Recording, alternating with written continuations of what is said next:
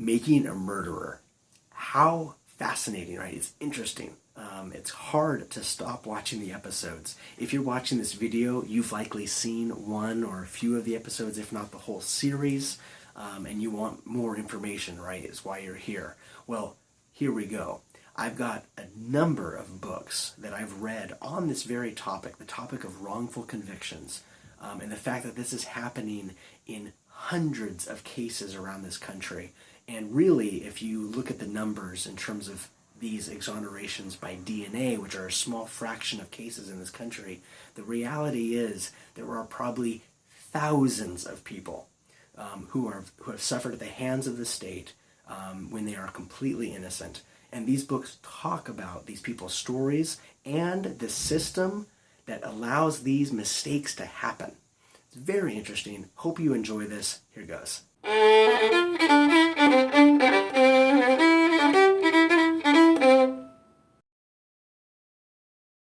Hi, my name is Jeremy. We are talking today about Making a Murderer. This is a documentary that if you're watching this video, you've probably seen at least one or a few of the episodes, if not the whole thing. Tezzy and I have seen, I think, 8 episodes. We have 2 more to go. We've been fascinated by this story. There are scores of books written on this topic because it's a topic that affects real people, real families. People's lives are destroyed when the system comes in and says, you did this, and these people are like, I didn't do it, and they have to, kind of do what they could do to fight the state when the state has a lot of power. Well, I'm going to talk today about some books that will help inform you about this topic, and then you can go from there, deciding where you stand on these types of issues as perhaps a better informed American. The first book that I want to mention in relation to this wrongful conviction issue is actually the first book that I read in regards to all of this. It's what brought me into this world. It's very interesting. And it's called Life After Death. And it's the autobiography of Damien Echols, who is a very interesting individual and who's led quite a dynamic life, even though he spent 18 years of them on death row. This book details what it was like to live on death row for 18 years, and it also talks about his case, which is a vastly interesting case, and which actually is tied to a documentary as well.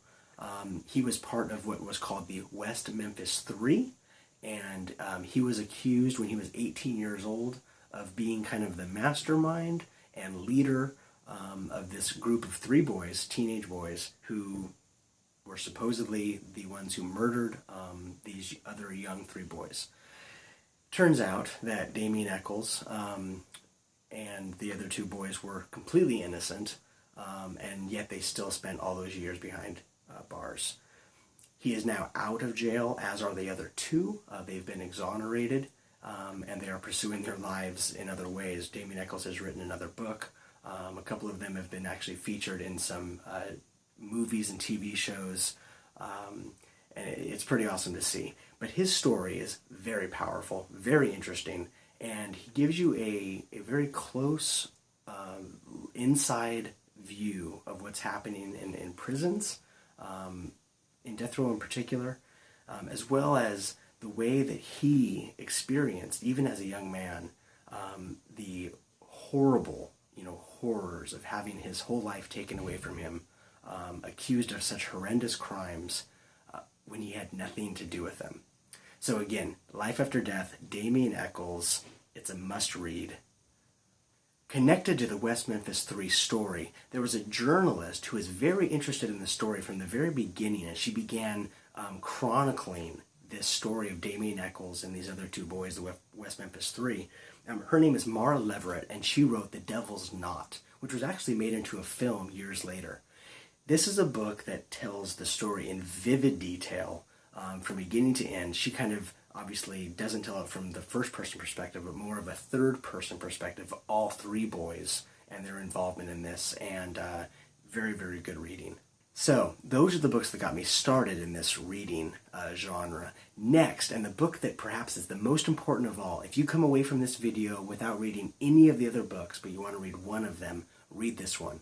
It's Actual Innocence by Barry Scheck and Jim Dwyer. Barry Scheck was one of the founders of the Innocence Project, and in this book, they detail and tell the stories of the first, I think, something like 30 or 40 cases that they actually worked on and got these people exonerated. It's touching, it's heartbreaking, it's agonizing at times to hear these people's real stories, but beautifully how they were vindicated in the end, and how the Innocence Project came in and did their great work to bring these people out of prison. Really awesome stuff. I would start here. If you weren't interested in starting with Damien Echols, start here. Another great book is called In Spite of Innocence, and this is several authors, and they bring in a number of stories. I think there's something like 400 stories of individuals in this book alone, right? People who were innocent, completely innocent, who were doing hard time, who were later let out of prison or exonerated. Now, I must let you know, some of these stories do not have happy endings, even though they were let out of prison, because there's a couple of situations where the person died in prison and was later exonerated posthumously. They went in later and realized this person was innocent and they died behind bars. That's a reality. Also, you have people who are let out of prison, had spent 20, 25 years in prison, and died within a number of months or years within being out. Very sad, very, very sad. You have to remember, some of these people had children who were, babies when they were put into prison, and they get out and they're adults. They don't even know them, because for years even the children thought my father's a murderer or whatever, and so they wouldn't spend time with them, etc. Lives destroyed. That's the importance of these issues, and so I'm really glad that's why you're interested in this and watching this video. Another very good book that, again, just ties together a whole bunch of stories of people who were exonerated. You have Sandra Westerveld's Wrongfully Convicted: Perspectives on Failed Justice. She does a great job of showing the story and how the system failed that person. It's a great read. A Wilderness of Error details the story of Jeffrey MacDonald. Now, Jeffrey MacDonald is such an interesting case here. He was a doctor. He was a doctor in the military, a surgeon actually, very well respected, very successful. He had a wife and 2 young children. One night, his wife and his 2 young children are murdered in his house, and he was there. Right? He was beat up by these intruders and left for dead on the couch. He wakes up in the morning to find his family dead. The police arrive.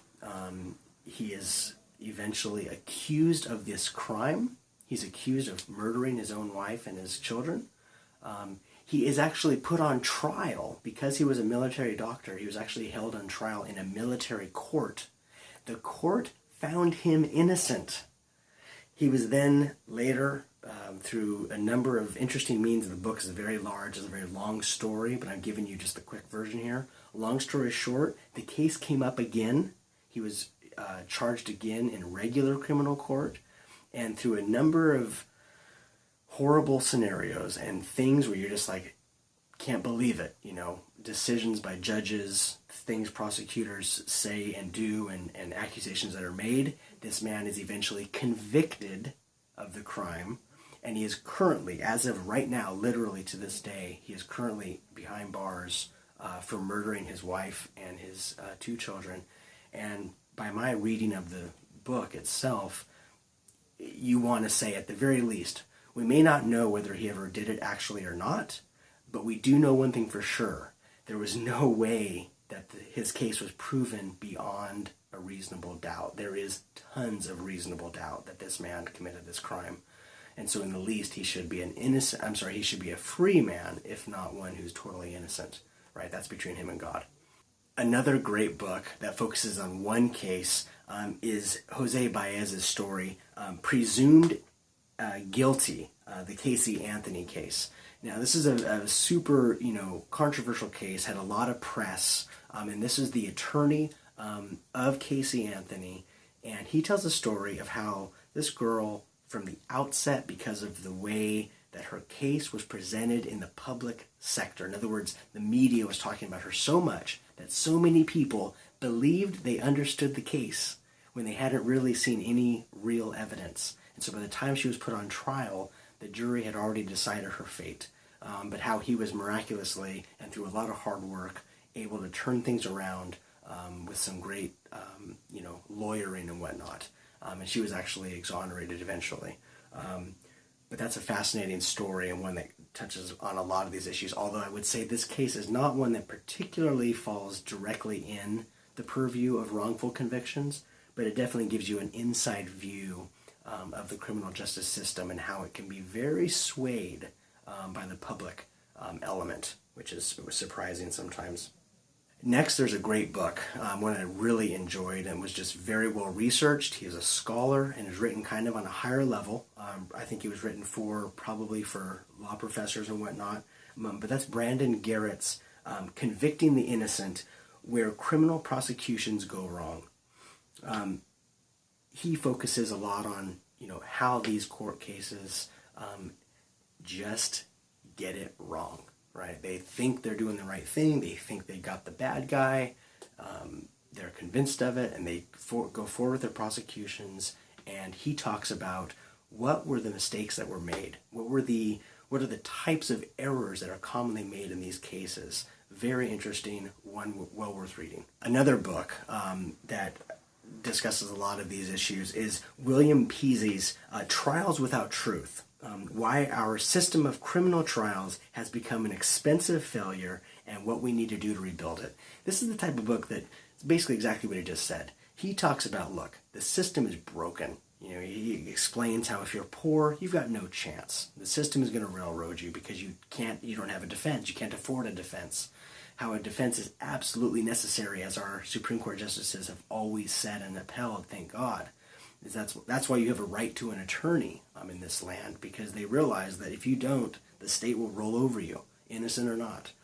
And so he talks about how the system is broken, and he offers some ways in which things could be changed, altered, modified to kind of bring a little bit more levity to the process. But sadly, these are the types of things I was, by my reading of it, that are going to be really hard to get into the hearts and minds of our politicians, because the truth is that we live in a culture where everyone wants to be, quote, tough on crime.